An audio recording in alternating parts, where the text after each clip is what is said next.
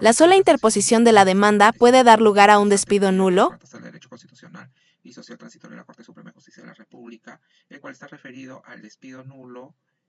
cuando se sostiene en un proceso judicial que el cese del trabajador obedece a una represalia por haber interpuesto una demanda contra él. Quien recurre en sede casatoria es la parte demandante contra la sentencia de vista que revocó la sentencia de primera instancia y reformándola la declaró infundada. En cuanto a los antecedentes, tenemos que la parte demandante solicitó su reposición por despido nulo, remuneraciones devengadas y el depósito de la compensación por tiempo de servicios,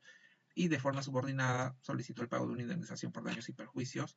por el concepto de lucro cesante. En cuanto a los argumentos que ha sostenido la parte demandante en este proceso judicial, se tiene que ha señalado y ha precisado que tenía un contrato de trabajo a plazo indeterminado, y que también en el 2018 fue notificada de una resolución del órgano sancionador de la Contraloría General de la República, por el cual se le impone la sanción de inhabilitación para el ejercicio de la función pública por 4 años. Dicha decisión administrativa fue confirmada por el Tribunal Superior de Responsabilidades Administrativas de la Contraloría General de la República. Es así que ante la imposición de esta sanción, decidió accionar y recurrir al proceso judicial mediante una demanda contenciosa administrativa contra las mencionadas resoluciones. Pero al haber tomado conocimiento la gerencia de recursos humanos de su empleador o su empleadora, es que se le comunicó la culminación del vínculo laboral por la causal de inhabilitación administrativa. Entonces, en esta línea es que considera que sería nulo su cese en la medida en que el mismo se basa por haber interpuesto una demanda contra las resoluciones administrativas de la Contraloría en la vía del proceso contencioso administrativo, por lo que la conducta de su empleador se subsumiría en el literal C del artículo 29 del texto único ordenado de la Ley de Productividad y Competitividad Laboral, ¿no?, que es aprobado mediante Decreto Supremo 00397-TR. La primera instancia declara fundada su demanda y, bueno, ampara todas las pretensiones que solicitó, mientras que la segunda instancia revocó la decisión de primera instancia y, reformándola, la declararon infundada, es decir, declararon infundada la demanda en todos sus extremos. Y uno de los fundamentos principales es que la Sala Superior consideró que no resulta válida la afirmación de que su empleador se basó para tomar la decisión de extinguir el contrato de trabajo en la interposición de una acción contenciosa administrativa, que si bien las resoluciones administrativas emitidas por la Contraloría que le imponen la sanción de inhabilitación administrativa por 4 años están siendo cuestionadas en el Poder Judicial, lo cierto es que dichas sanciones se encuentran plenamente válidas y no existe medida cautelar contra ellas. Y además la Sala Superior considera que no se configuró un despido incausado ni fraudulento, ni se vulneró el principio de inmediatez. Ello debido a que en el presente caso el acto de sanción administrativa de inhabilitación es válido y se encuentra vigente, por lo que la carta de preaviso de despido se le comunica al actor de la sanción impuesta propiamente. Y en la siguiente carta se le hace referencia a sus descargos. Por esas razones es que la Sala Superior no amparó la demanda. En cuanto a las causales que denuncia la parte recurrente en sede casatoria, están referidas a la interpretación errónea del artículo 31 del TUO del Decreto Legislativo 728, el inciso C del artículo 24 y el artículo 28 de la misma norma. Esta última ha sido invocada de forma excepcional como una infracción normativa. Bueno, acá la Corte Suprema explica cuál es la finalidad del recurso de casación y, entre otras, pues tiene una misión uniformadora de la jurisprudencia, ¿no?, y la corrección de los procedimientos de elección y la aceptabilidad de los criterios por los cuales se funda la interpretación de las disposiciones normativas, que deben ser seguidas por todos los jueces. Ahí radica la importancia, ¿no?, en esta misión de uniformidad en la jurisprudencia y pronunciamientos del Poder Judicial. En cuanto al fondo, se tiene que el artículo 29 del TUO del Decreto Legislativo 728 en el literal C establece que, bueno, la falta que es un despido nulo el haber interpuesto una demanda contra el empleador como un acto de represalia. Ahora, cuando tiene este móvil, la presentación de una queja o participar en procesos contra el empleador ante las autoridades competentes, se puede configurar un despido nulo, salvo que se configure una falta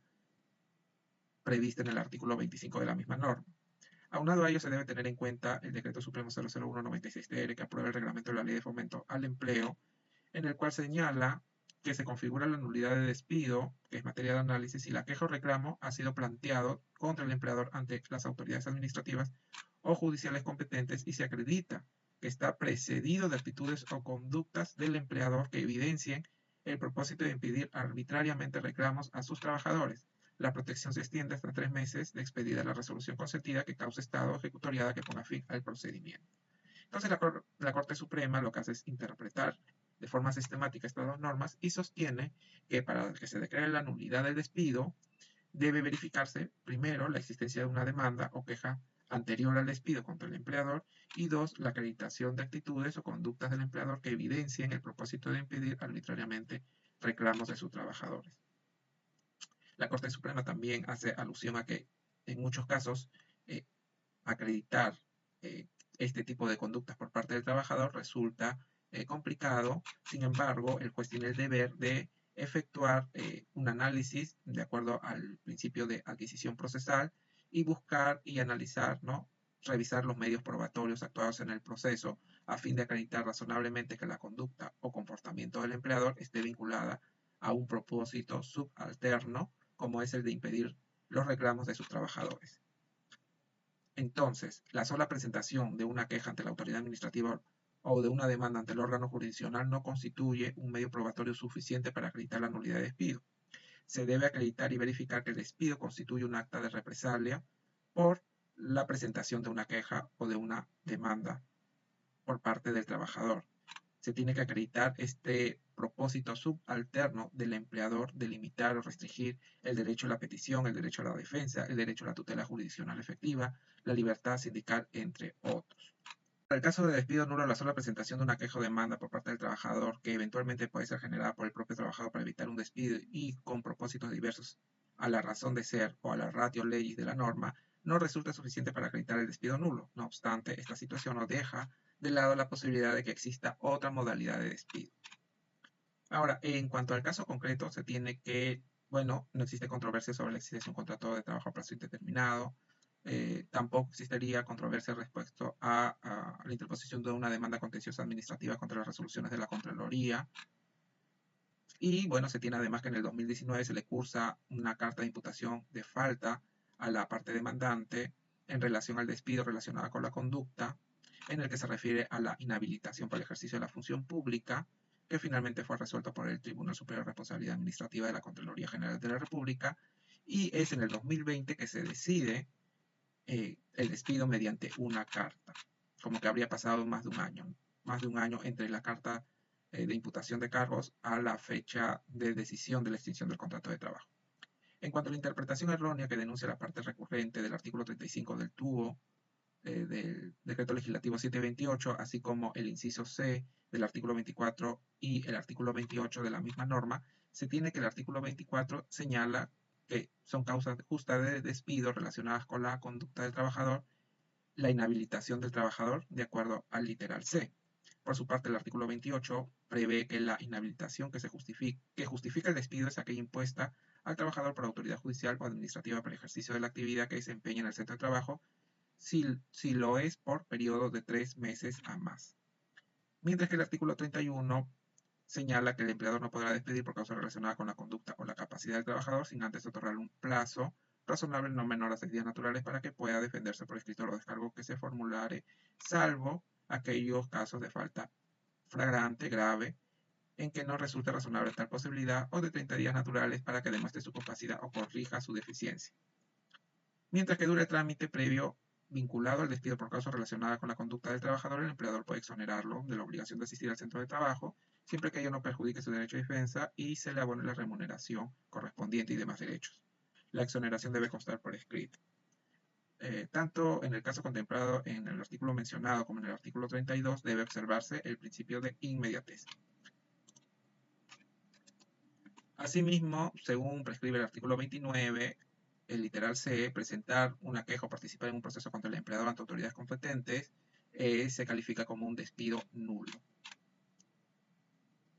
Ahora, la parte recurrente sostiene en su recurso de casación que la Sala Superior ha interpretado de forma errónea el principio de inmediatez debido a que el acto administrativo de sanción por inhabilitación se encuentra vigente y es válido. Asimismo, señala que la carta de preaviso fue en febrero del 2019 y la carta del cese fue en el diciembre del 2020, lo que implica que ha transcurrido entre una y otra el plazo de 1 año, 10 meses y 11 días, y que además efectuó sus descargos dentro del plazo que le otorgaron. En resumen, la parte recurrente argumenta que la Sala Superior de Mérito, para concluir la existencia de un despido nulo, únicamente se basó en que, si bien existe un proceso judicial instaurado por el demandante con anterioridad al cese, la misma está aprobado la validez de la sanción administrativa de inhabilitación y es un hecho reconocido por ambas partes. Asimismo, señala la vulneración del principio de inmediatez de la sanción. Entonces, la Corte Suprema lo que hace es efectuar un análisis de los medios probatorios y lo que dice es que es importante acreditar el motivo de despido, es decir, la relación de causalidad entre el acto del despido y la represalia del empleador. Ello implica entonces que se verifique que el despido está precedido de conductas del empleador que evidencien su propósito de impedir arbitrariamente los reclamos de los trabajadores. Así pues, si bien el demandante presentó su demanda contenciosa administrativa contenida, esta demanda está dirigida contra la Contraloría y no contra su empleador. Y además, resulta importante señalar también que no se advierte otras conductas del empleador que puedan representar un impedimento válido para que la actora inste reclamos o demandas en su contra. En este escenario, la sola presentación de la demanda no basta para amparar la misma, cuanto más las partes procesales en ambos procesos son distintos. Es así que se debe recordar que el despido nulo se sanciona. Lo que sanciona el despido nulo es la represalia del empleador en el marco de las prohibiciones al ejercicio del derecho de acción del trabajador. No se sanciona el hecho de interponer una demanda contra el empleador ante el Poder Judicial o una queja ante autoridad competente, sino es esta intención de ser una forma de expresión de represalia. Por esos motivos es que se declaró infundada la demanda. Entonces, y por lo tanto no casaron el recurso de casación, ¿no? Entonces, la reflexión que nos lleva es que cuando se interpongan este tipo de demandas, se debe verificar, claro, la interposición de una demanda con el empleador, pero también se tiene que verificar que hayan actos previos que demuestren o denoten de forma indiciaria, al menos, actitudes o conductas del empleador que tenga este propósito de que los trabajadores se encuentren limitados en el ejercicio de su derecho de acción o de tutela jurisdiccional efectiva. No, son dos requisitos necesarios que deben ser materia de debate dentro de un proceso judicial de esta naturaleza. Saludos.